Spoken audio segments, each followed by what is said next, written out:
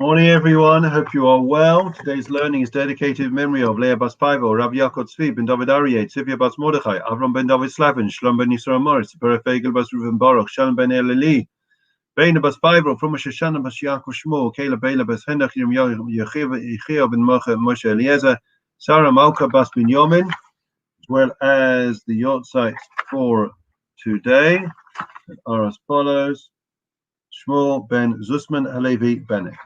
So I want to share with you a couple of ideas relating to Chanukah. You know, the Talmud discusses about the nature of the way that we should light. Good morning to Peter, to Carol, to Rachel, and to Powell. Good morning. There's a discussion and a dispute in the Talmud as to whether I can do as follows. Maudlikin mineh leneh. Can I light from one of the Chanukah lights to the other Chanukah light? That's the question. And we find a dispute in the Talmud between Rav on the one hand and Shmuel on the other.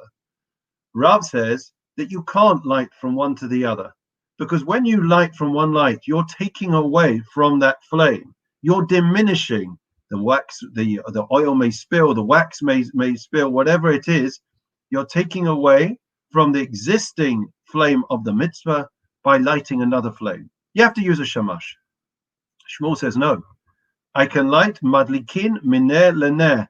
I can light from one flame to the other flame, and it's not diminished. And what's fascinating is that usually when we have a dispute between Rav and Shmuel in the Talmud, we always follow the opinion of Rav, with three notable exceptions. And in this is one of them. We follow the opinion of Shmuel, madlikin mineh leneh, that you can light from one Chanukah light to light another Chanukah light. Why is that? Sorry, we also just seen Richard Dreyfus has joined us just before we give the answer. Richard, I know you have yahrzeit, and we wish long life to you on the yahrzeit and to everyone else as well that is commemorating a yahrzeit today. So the question is, why is that? Why is it that we should be madlikim mineh leneh following the opinion of Shmuel? And Rabbi Sachs suggested along the following lines. He said that we find in the world that we live now that there is a difference of opinion. We find a polarization in world Jewry. There are some that feel, they believe like Rav, that if I were to reach out to other people that are less knowledgeable than myself, that are not as committed, not as religious as myself, it's going to take away from my light. I'm not going to be the same person. I'm going to compromise. I'm going to be diluting, watering down my Judaism. And then there are the others, the Shmuelniks. And what do they believe? Madlikin leneh leneh. That by lighting, I can light from one candle to the other candle. From one flame, I can give to the other flame. From one Jew, I can give to the other Jew. Because not only do I not lose, but I actually gain. My flame is emboldened. My flame is that little bit brighter when I share the beauty of Judaism, my faith, with somebody else. That is very much the philosophy that we believe in. There are some that believe and that have a more insular approach, concerned about their own Judaism, maybe having a lack of self-esteem or self-belief, and they believe that if they venture out and even talk to people different to themselves, then there is a risk to their faith. But if one is strong in one's faith, if one has a strongly burning flame inside oneself, then you're only going to be enriched. Your life is going to be enhanced when you share the beauty of your life, of your faith, your Judaism with others. It's a beautiful, beautiful idea. The second idea I want to share with you relates to one of the most famous disputes in the Talmud surrounding Chanukah. And with this, we'll conclude for the week. And that is, we find that Beis Hillel and Beis Shammai have a dispute. How are we to light the menorah? We know that we have one candle on the first night, and then two on the second night, three on the third night, and so on and so forth. But in fact, we find in the Talmud that approach is the subject of a dispute. Beis Hillel says that Ma'aseh v'Hailech, as we do, we add a flame each night of Chanukah. Beis Shammai says the opposite. that we start off with 8 candles on the first night, and then you go down. Why? So Beis Shammai, in fact, seem more understandable, more comprehensible. We are commemorating the miracle that occurred to our people in the temple at the time of the Hasmonean and Maccabee story. Think about the oil. What happened? It started off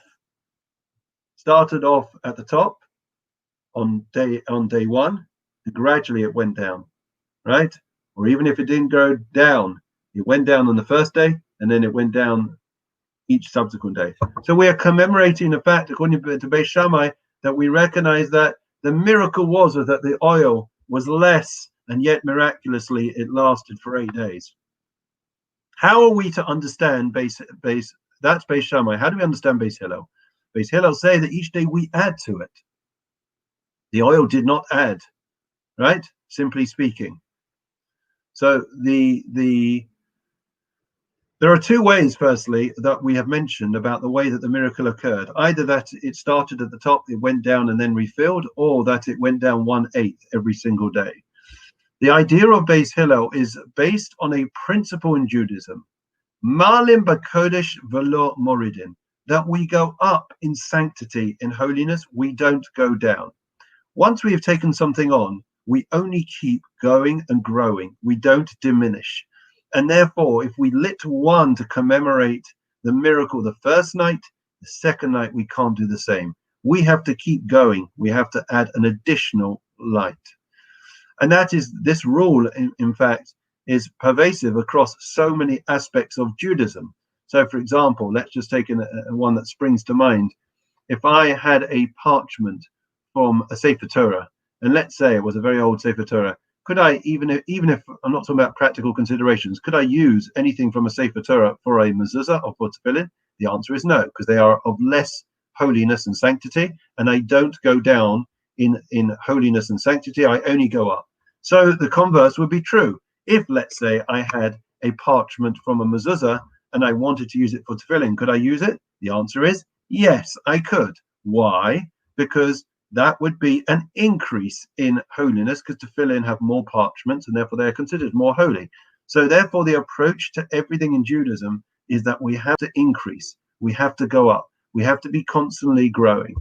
And it's not just an approach to Hanukkah, it's approach throughout life. The word Hanukkah means rededication.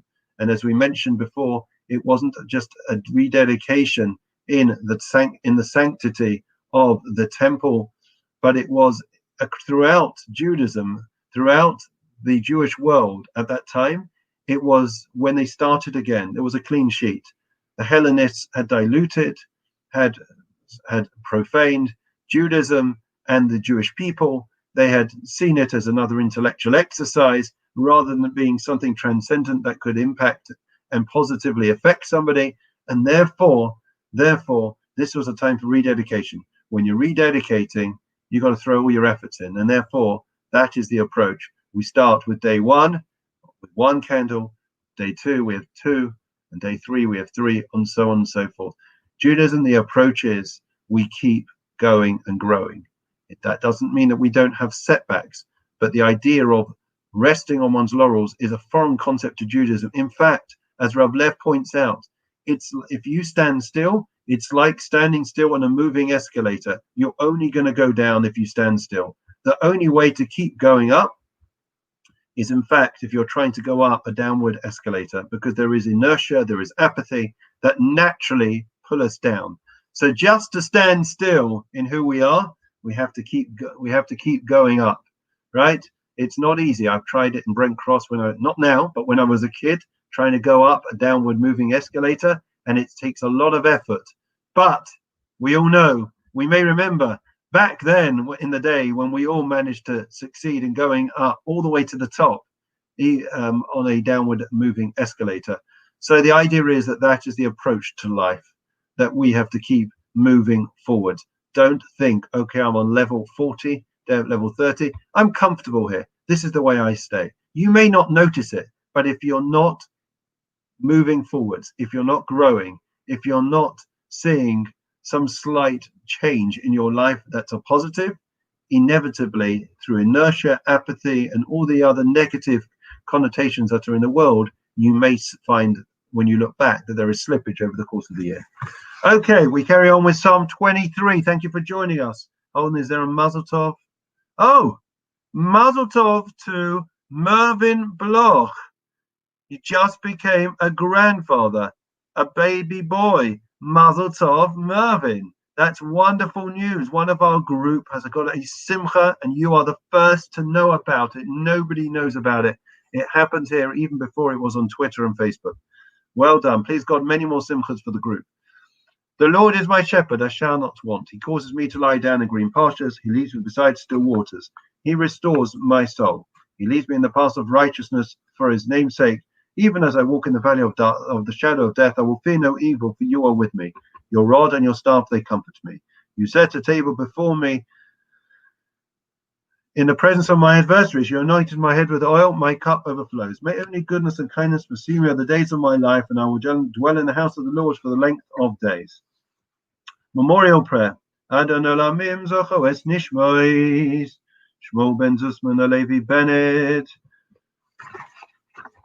Ilea Bas Faivel, Arav Yaakov, Tzvi ben David Ari, Tzvi Abbas Mordechai, Avram ben David Slavin, Shalom ben Yisrael Mois, Tzipar Fegel Bas Ruven Bach, Shalom ben Yaleli, Bein Abbas Faivel, for Mishachan Bas, Yaakov Shmuel, Kela Bela Bas Henach, Yirmiyahu Yechiel ben Moshe Eliezer, Sarah Malka Bas ben Yomin, Shalchu Lilamon, Bagan Eden, Teimunucha, Sam Lachim Belarachamim, Yasti Rein Besesachana Pablo Namim, Visovas Achesha Sam Adonai Nachlasam, Vianuchu Bishlam Shkavam, Venomar, Amen. I can see the excitement, it's palpable. Everyone is so excited to hear some good news, a simcha in our rank and file. It's so special. A big mazel tov to Mervyn on this wonderful, joyous occasion. Refuah Shlema now. Misha Beirach, Avaseinu Avram Yisrael Yaakov, Moshe Aaron David, Shlomo Yivach Rapes Achelim. Babu Shana Mispalim, Babu Ram, Biswas Agash Baruch Yimal Rachim Aleihim, Lachim Alafos, Sami Shlachim, Fushlim, and Shmoim Lachol Avrim, Besoch Shachar Yisrael, Rafus and Nefesh Pusok, the Hajj Bags Makarif, and Amar Amen. And of course, we had in mind Michael Liora Baspacha. We wish her a full shlema. So that's it, folks, for this week. We look forward to the burst of inspiration, please God, tonight. We're delighted in our household. We've got Yosef, our eldest, who's back for a flying visit. So we've got 3 days with him before he goes back. He does not have to quarantine, not here. And when he goes back to Israel, because he's got antibodies, he doesn't apparently need to quarantine there. So it's lovely news. We're looking forward to sharing in a few days of family time with him, but wishing everyone well. Keep safe, keep well, and look forward to seeing you all very, very soon. Have a wonderful Chanukah. Enjoy the rest. Last day of donuts. Go on, go for it. Take care.